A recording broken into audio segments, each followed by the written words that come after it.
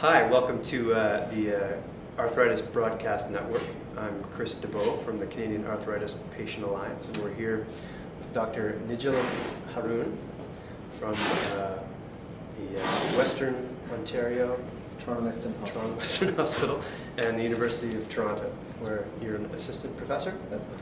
And a staff rheumatologist at the hospital. That's good. Right. Thank you for agreeing to do this interview. Appreciate this opportunity. Right on. I attended your presentation today on making sense of ankylosing spondylitis. And I've been trying to make sense of it myself for about 30 years, being someone with ankylosing spondylitis. So I found your talk quite interesting. If you could just start by kind of giving us an overview of the work that you were doing in that area. Okay, so we have a fairly large program in spondyloarthritis at the Toronto Western Hospital. So this has been around for the last many years, and as a program we have really come together over the last 10 years, making it a really strong research center. And as you know, Dr. Robin is the director of the spondylitis program there, and I'm co-directing the program. So we have really two major areas where we are focusing on. One is the clinical aspect of ankylosing spondylitis, and the other one is the basic science aspect of spondyloarthritis. So in that respect, this is probably one of the strongest centers in the world, which has a foot in both camps. That's great. And because both Rob and I, both of us have a basic science background with immunology experience, so we also have the opportunity to do a lot of translational research, taking questions from the clinic to the lab, and then trying to answer it and bringing it back to the patient. So in that way, it's quite unique. And specifically, we're working on various aspects of patient care, including assessment of the disease parameters, how we can prevent the progression of the disease, what is the best way to assess progression. And on the basic science side, we are more interested in how this disease starts and how it progresses, what are the molecules, how can we detect changes even before they happen, with the help of some markers or biomarkers and things like that. Okay. So the presentation you did today was on kind of two variations of spondyloarthropathy, axial and peripheral. Yeah. And trying to understand the different diagnoses of those two things. Can you talk a little bit about that? Not too technically, but what's the difference between axial and peripheral? So essentially, spondyloarthritis, as the term suggests, it is arthritis of the spine.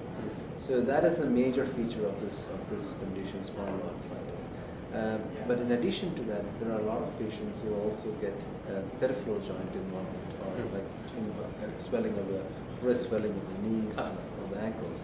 So I would say probably 40% of patients with spondyloarthritis who have strictly ankylosing spondylitis develop peripheral arthritis as well.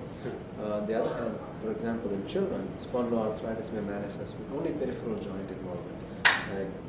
A 10-year-old boy can come with ankle joint swelling. A few years later, knee joint swelling. But by the time he's 18 or 20, he might start developing back pain, and then only we make a diagnosis of ankylosing spondylitis at that time.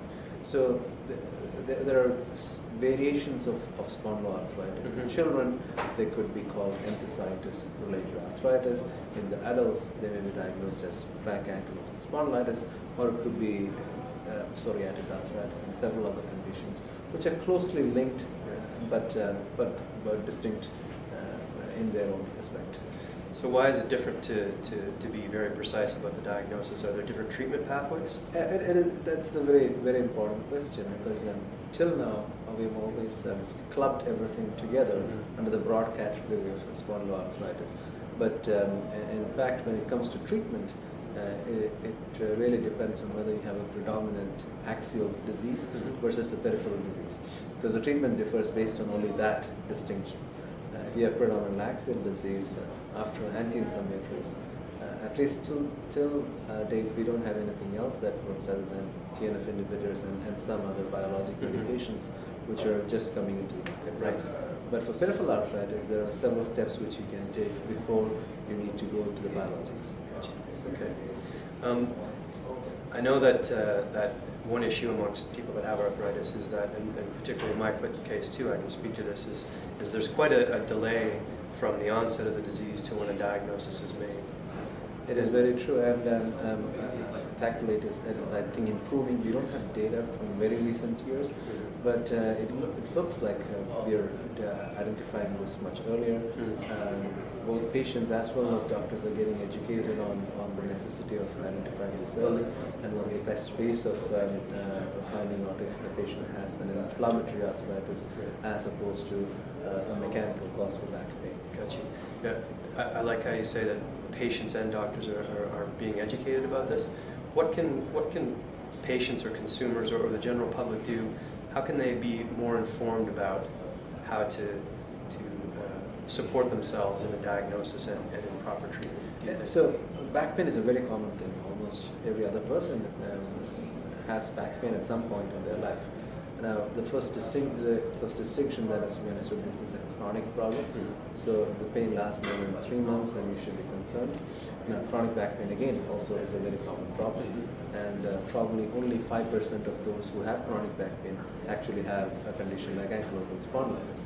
So you need, at the patient level, if we can educate the population in general that these certain features, if you think you have these particular features, the likelihood of you having an inflammatory condition like spondyloarthritis, which may have a medical solution, is higher. So there are some features, for example, if you have pain at night while you are resting, that shouldn't happen if you have just a mechanical, although it can happen, but it's unlikely. If you have a mechanical cause, you're more likely to have pain when you're moving if you have a mechanical cause, because you're moving that particular point which is hurting. A similar thing would be if anti-inflammatories give you more relief compared to just a painkiller. Then again, you should suspect there is something inflammatory going on. So there are several features like this. One of the most prominent ones would be when you get up early in the morning, if you feel stiff, and the stiffness lasts for a sustained period of time, then you should suspect there's probably something happening there which is likely to be inflammatory arthritis. And I think on the physician side, what we've seen is that because in Canada and maybe lots of other countries, you can't just go to a rheumatologist. You have to be referred to a rheumatologist by your family doctor. So sometimes if the family doctor isn't aware of these diseases, that is an issue, but thankfully our family doctors are quite capable, and there is education happening at the level of not just rheumatologists but also at the family doctor level as well, in terms of identifying these conditions early on. And there are several outreach programs which are also helping. In addition, there is more and more emphasis on multi-speciality centers and also multidisciplinary care centers. For example, you would have multiple levels of care, starting from physiotherapist, occupational therapist, and other people who are aware of this condition. Particularly noteworthy program is the ACPAC program, where physiotherapists are trained about their level of training. They go for additional spondylitis training, and they know how best to identify these people. For example, we have in the spondylitis program, we have 2 ACPAC trained people, although we are funded for only one, so we have only one person regularly who runs a screening clinic. So if we have a large number of patients who are referred to our center, it's difficult for 1 or 2 rheumatologists to see them. So they do the initial screening, which is a big help, and they can screen people who are likely to be inflammatory arthritis patients, and we see them, and if they are not, then they give them advice for appropriate care for these patients. That's excellent, because I know I've educated a lot of physiotherapists in my day about ankylosing spondylitis. I have a couple of very specific questions that came in from our viewers. Right there, that view. The ratio of males to females who get ankylosing spondylitis is 2 to 3 times as many?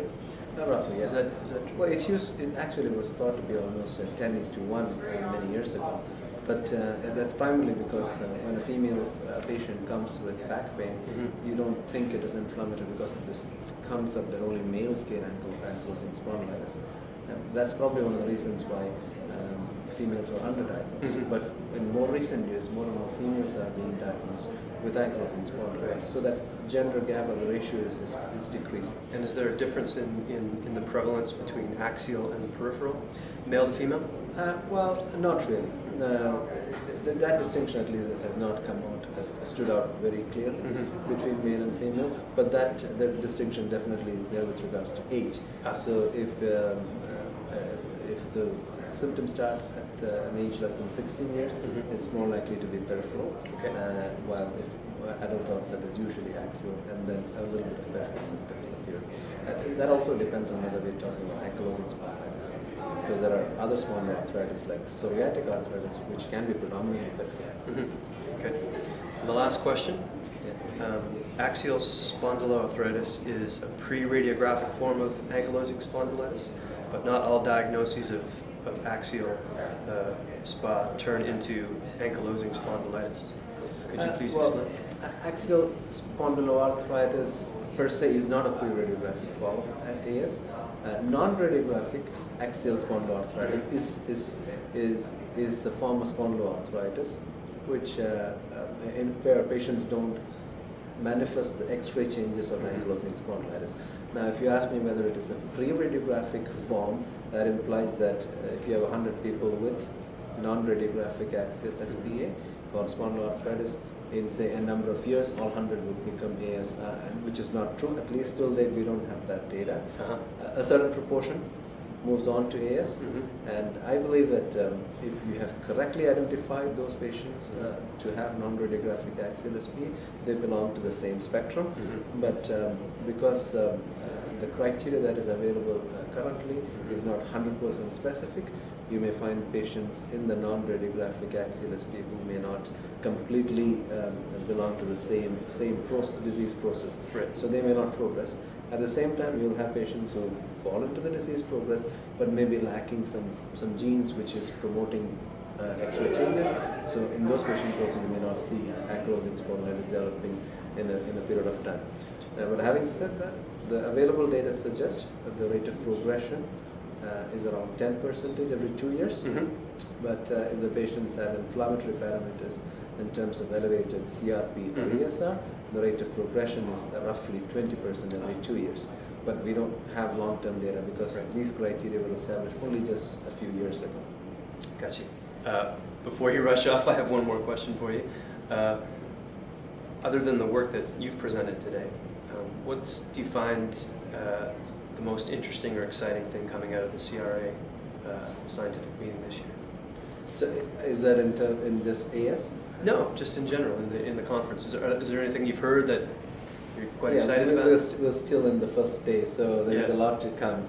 At least in the first day, we had a lot of discussion on controversies in rheumatology, and especially the Choosing Wisely initiative, which is very important because we have to balance the benefits with the risks as well as with pharmacoeconomic data, as well as the payer's point of view as well. We have to balance everything. So choosing wisely is very important. We also saw a lot of guidelines being presented, and it's a great Canadian initiative. Canadian specific guidelines have come out in almost all the major rheumatic diseases. So Canadian specific guidelines is an important presentation which was done today, and that is quite significant in that we have been able to come up with updated guidelines for almost all the major rheumatic diseases. Choosing Wisely is an important initiative which we have taken a lead on. The CRA especially has done very well with regards to Choosing Wisely initiative among all the medical subspecialties. And then the controversies in rheumatology as well as the debate with traditional Chinese medicine is important. That also was very interesting to hear. Very good. Thank you very much for Pleasure. speaking. Thank you for this opportunity. Okay, thanks.